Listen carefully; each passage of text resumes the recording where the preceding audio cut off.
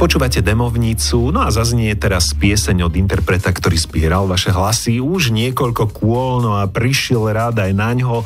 Juraj Giaruj je na telefonickej linke. Vitaj v Demovnici, dobrý večer ti želám. Dobrý večer. Teším sa, že sa teda počujeme, no trvalo to chvíľu, kým si sa prepracoval až k rozhovoru, ale oceňuješ, dúfam. No ja to veľmi oceňujem a som teda veľmi rád, že fanúšikovia sú mnou hostami, tí, ktorí mi dávajú hlasy, takže teším sa z toho. A čo sú to za ľudia? A teraz to akože neprovokujem, myslím to naozaj úprimne. Sú to fanúšikovia? Máš nejakú takú tú poslucháčskú základňu, ktorá ťa možno práve takýmto spôsobom nasleduje a podporuje? No ja si myslím, že sú to aj fanúšikovia, samozrejme všetci máme okolo rodinu, známych a blízkych, ale keďže človek postuje cez sociálne siete, Instagramy, Facebooky, TikToky a YouTube, i keď len začínam samozrejme, tak vidím, že tam pribúdajú hlasy od ľudí, o ktorých absolútne netuším, že sú, takže určite nejakí sú. Dobre, tak je to fajn, držím palce aj v tých ďalších kolách, no ale poďme sa teda my tak zoznámiť vo vysielaní Rádia FM. Prvá vec len taký, akože hneď na prvú pri čítaní tvojho mailu všetko píšeš s malými písmenkami, čo toto je? Prečo? Ako to vysvetliť? No každopádne, keďže som robil už aj nejaké iné hudobné projekty a dával veci napríklad na nejaký Spotify alebo nejaký YouTube alebo niekde, tak všade mi to opravovalo podľa anglického pravopisu. A dosť ma to teda hnevalo, to bolo ešte nejakých 5-6-7 rokov dozadu a bola s tým teda naozaj robota. A potom druhá vec je, že naozaj po internetoch tí ľudia nad 30, nad 40 kričia tým kapsulkom a to tiež človeka irituje.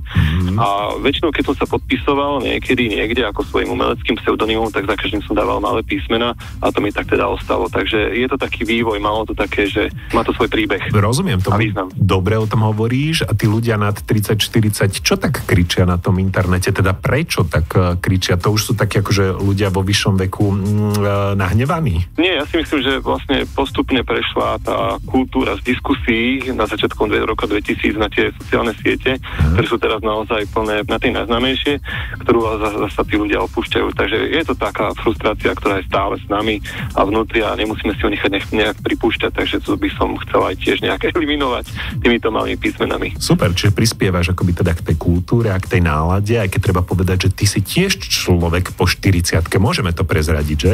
Jasné, to sa za to nehambím. A je to aj dôležité, lebo zase spomínal si, že až v takomto pokročilom veku sa ty vlastne si sa začal realizovať so svojou solovou produkciou. Kedy to bolo? Ako dlho už tvoríš ako Juraj Giaruj? Ako Juraj Giaruj tvorím v podstate posledný rok alebo rok a pol, ako som začal nahrávať album a ten album mal taký príbeh, že vlastne dostal som k 40-ke finančný obnos z peňazí a rád čo s ním, no keď to dám do domácnosti, ostane to v domácnosti, ale že urobím si niečo zážitkové a nahrám si konečne svoje šuchlíkové piesne, ale v podstate s hudbou fungujem už od 15, to ešte bolo dávno, ale napríklad s Trnavským literárnym klubom som začínal, čiže dával som svoje veci vonku aj inokedy dávnejšie, ale ako si teraz sa objavil čas.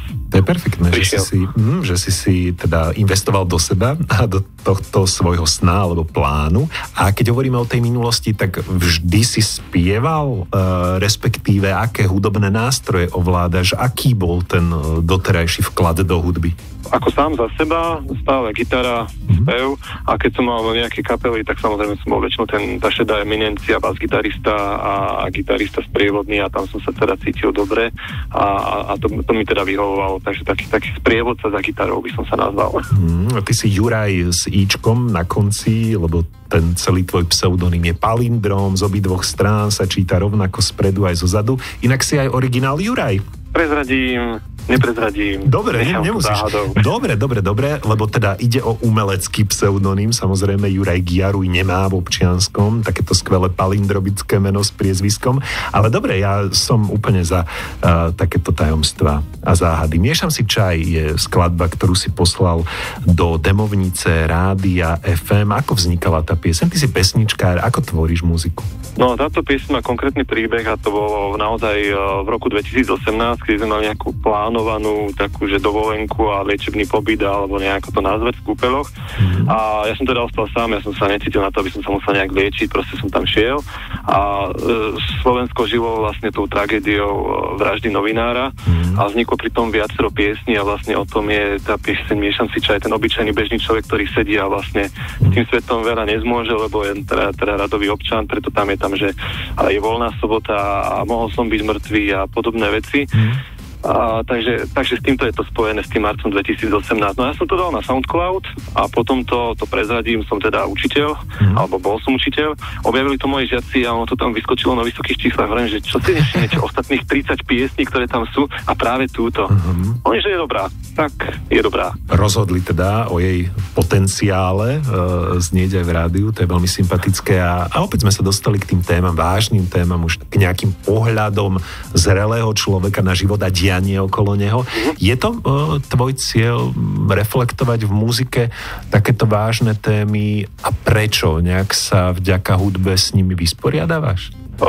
Nie, že cieľ a zámer, to len proste príde človek, napadne to spolu s gitarou a je to celé dohromady, takže že by som šiel cieľene za to a teraz idem burcovať námestia, to zase nie, ale reflektujem to a dávam. A niekedy príde myšlienka a stačí vymeniť slovo a zrazu to má celý úplne iný význam. Juraj Giaruj teraz zaznie v Demovnici s piesňou Miešam si čaj.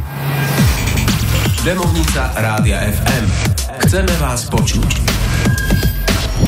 Vypočuli ste si pieseň Miešam si čaj, naladené máte Rádio FM a v ňom Demovnicu, do ktorej sa prihlásil aj Juraj Giaruj. Dnes sa zhovárame aj o jeho tvorbe, o ňom samotnom. Si od Trnavy, to si takisto písal do Rádia FM. Aj koncertuješ? Lebo teda nahrávaš si, ale aj ťa niekde s tou gitarou vieme nájsť? Takto, ja som v podstate, mám ešte nejaké hudobné projekty, kde aktívne teda hrám, ale funguje to úplne pod inou značkou a úplne iný žáner a úplne iný cieľový poslucháč, takže to je príbeh úplne iný, takže tam som naozaj že vyťažený, ale tá moja solová tvorba, práve sa v nej nie že hľadám, ale plánujem úplne začať možno od nuly nejakými, v Trnave tu žije pekný klub Malý Berlín alebo ten bar a oni tam robia open micy, takže sem tam prídem a zahrám a rozmýšľam, že akým spôsobom si zachovať takú svoju identitu, lebo naozaj ten internet je presýtený tými tvárami, že postaviť to nejak úplne inak. V čom je to iné hovoriť za seba, byť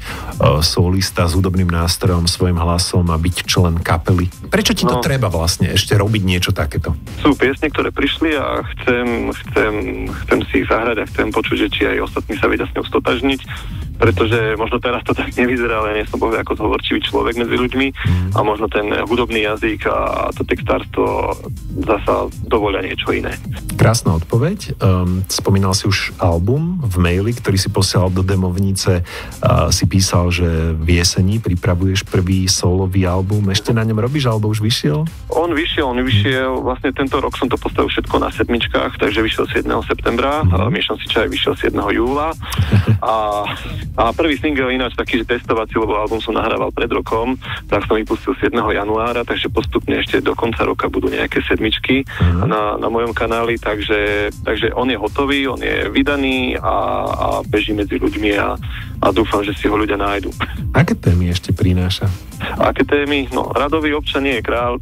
Že zase nechce byť nejaký frustrovací a deprimujúci. No až taký je život, čo si budeme hovoriť. Ale je aj optimistický, sú aj pozitívne veci, že človek sa môže z niečoho v živote tešiť a určite áno. Takže tak, ale väčšinou sú to, keď som si tak počúval sám po sebe, aj teraz, keď som šiel z Trnavy zo Zápchy domov, že to bol, že je to také na jedno vypočutie v aute, že je to naozaj taká téma, také pesničkové podobenstvo, aby som to nazval, také, že zrazu, ja som písal o ničom inom a zrazu to má úplne iný význam, takže hádam to aj ten posluchač tak pochopí.